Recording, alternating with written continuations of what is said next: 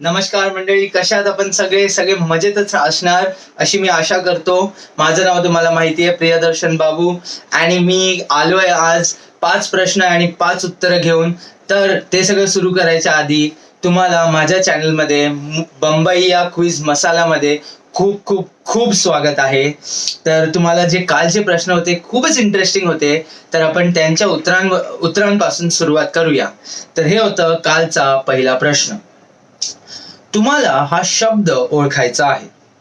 कल्याण आणि औद्योगिक विकास cooperative housing society. Umashankar Mishra यांनी ह्या संस्थेची स्थापना केली, जी जगभरात ह्या कॅटेगरीमधील सर्वात मोठी संस्था आहे. 2013 मध्ये वर्ल्ड रेकॉर्ड्स इंडिया आणि वर्ल्ड अमेझिंग रेकॉर्ड्स ह्यांनी वर्ल्ड रेकॉर्ड सर्टिफिकेट देऊन ह्या संस्थेला गौरविले. अजून एक क्लू देतो तुम्हाला. काल सांगितलेलं मी तुम्हाला की हा जो शब्द आहे तो एक जागेचं नाव आहे. तर तुम्हाला त्यावरून कळलं का की ह्या प्रश्नाचं उत्तर काय होतं? म्हणून नाही कळलं असेल तरी काळजी घेऊ नका, मी सांगतो तुम्हाला उत्तर. तर ह्या प्रश्नाचं उत्तर आहे धोबी टाळू, नाहीतर आपण जे सांगतो धोबी तलाव. तर हे ते जागेचं नाव आहे. आता पुढे जाऊया कालच्या दुसऱ्या प्रश्नाकडे. तर ऐका, ही वास्तू रेवाशंकर जगजीवन झवेरी यांच्या मालकीची होती. जगभरातील बरेच जण ह्या वास्तूला भेट देतात. त्यापैकी 2 अतिशय महत्वपूर्ण व्यक्तींनी ह्या जागेला भेट दिली आहे. पहिले तर होते आपले मार्टिन लुथर किंग आणि दुसरे बॅरक ओबामा, ज्यांनी 2010 मध्ये भेट दिली होती. ह्या जागेच्या असहकार चळवळ किंवा स्वदेशी चळवळ, खादी आणि खिलाफत चळवळ सुरू करण्यात मोठा वाटा होता. तर ही वास्तू तुम्हाला काल ओळखायची होती. तर ह्या प्रश्नाचं उत्तर तर मला वाटतं तुमच्यापैकी बरेच जणांना आलं असणार, आणि ज्यांना नाही माहिती तर त्यांना मी सांगतो. ह्या प्रश्नाचं उत्तर आहे मनी भवन. तर हे मनी भवन आहे, आणि जे बॅरक ओबामा जेव्हा इथे आलेले त्याने एक स्पीच पण दिलेलं आहे, आणि ते युट्यूब वरतीही बघू शकता तुम्ही. तर हे होतं दुसऱ्या प्रश्नाचं उत्तर. आता पुढे जाऊया कालच्या तिसऱ्या प्रश्नाकडे. तुम्हाला एक जागा ओळखायची होती. ह्या जागेचा वापर पूर्वी गायी धुण्यासाठी करत असतात. गाय मालक हा शब्दापासून ह्या जागेचे नाव आहे. जेव्हा मुंबईत ट्रॅम होत्या त्यावेळी इथे एक मुख्य ट्रॅम टर्मिनस होता, जिथे ट्रॅमचा सुरुवातीचा आणि शेवटचा स्टॉप असतं. इथून प्रिन्स ऑफ वेल्स म्युझियमची तिकीट 1 आणा म्हणजे 6 पैसे एवढंच होतं. तर ही जागा कोणती होती? तर ही जी जागा आहे त्याला आपण आज गवालियर टँक किंवा ऑगस्ट क्रांती मैदान म्हणून ओळखतो. तर आपल्याला ग्वालियर टँक आणि ऑगस्ट क्रांती मैदान हे तर आपण किती वेळा ऐकलं असणार, पण ह्याच्या मागे एवढी त्याची हिस्ट्री आहे ते किती जणांना माहिती होतं?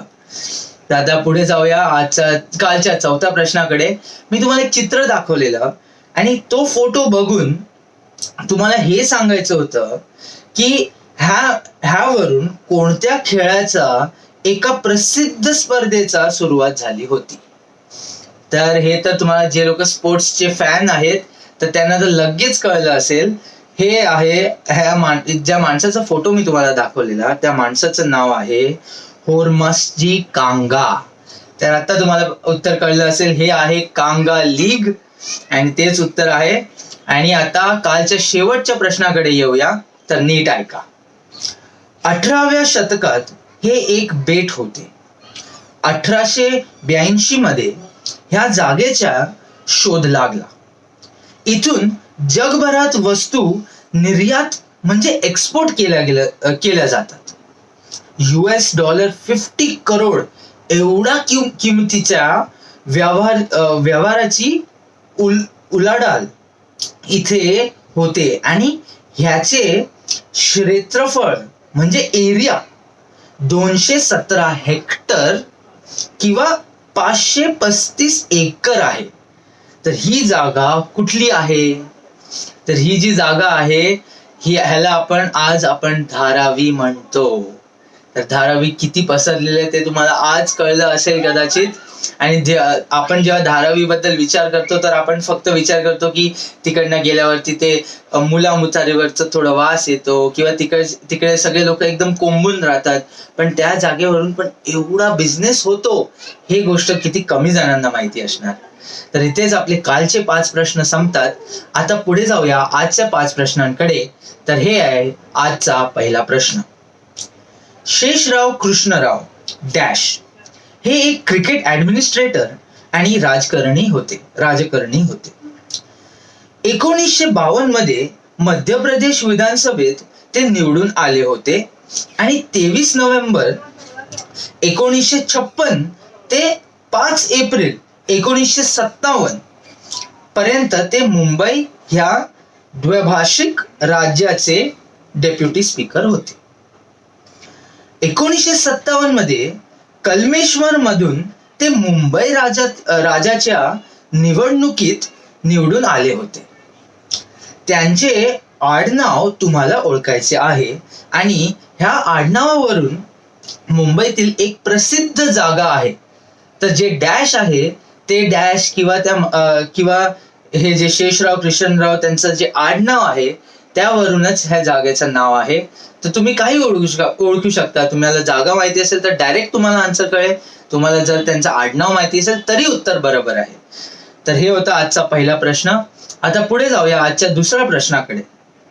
सपोरा आणि कल्याण ह्या 2 जवळजवळच्या बंदरातून फार पूर्वी ग्रीस आणि मेसोपोटेमिया ह्या संस्कृतीशी व्यापार होत असे. ह्या 2 बंदरांना जोडणारा 45 किलोमीटर किंवा 28 मैल भूमार्ग या जंगलातून जाती. हे जंगल आपण आता कोणत्या नावाने ओळखतो? तर तुम्हाला मेसोपोटेमिया, ग्रीस तिकडे एवढं मागे जाऊन विचार करायची काही गरज नाहीये. तुम्हाला फक्त एवढं सांगायचं आहे की ते कुठल्या जंगलातून जात आहे. तर ते जंगलाचं नाव आता आपण कसं ओळखतो? तर आता पुढे जाऊया आजच्या तिसऱ्या प्रश्नाकडे. तर ऐका. बॉम्बे सिटी गझेट प्रमाणे या जागेचा अर्थ 4 वाहिन्या किंवा 4 खाडी असा होतो.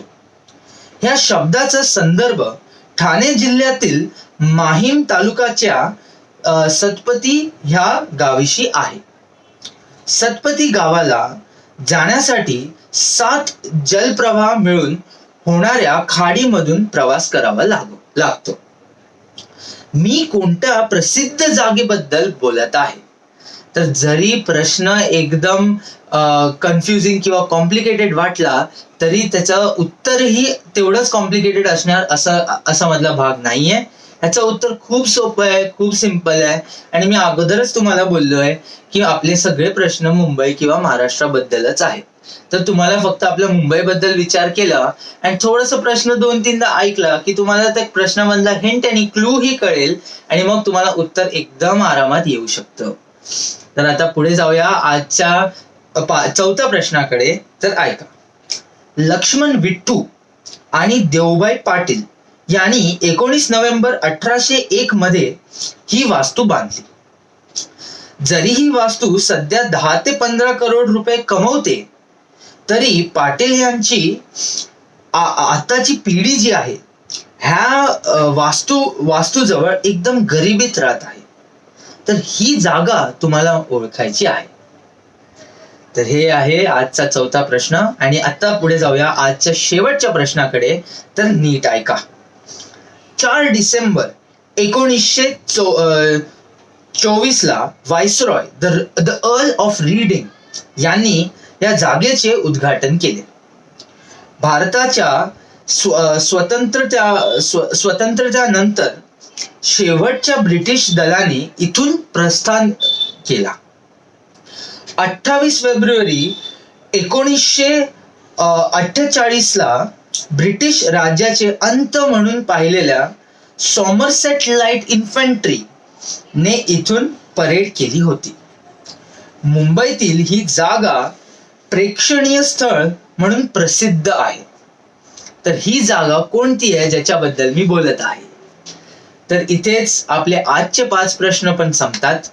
आपण उद्या नक्कीच भेटणार आहे अजून 5 प्रश्न आणि अजून 5 उत्तरं ऐकायला. तर माझ्या व्हिडिओची नक्कीच वाट बघा. आणि जर तुम्हाला माझा चॅनल आवडत असेल तर लाईक, शेअर आणि कमेंट आणि सबस्क्राईब करा की.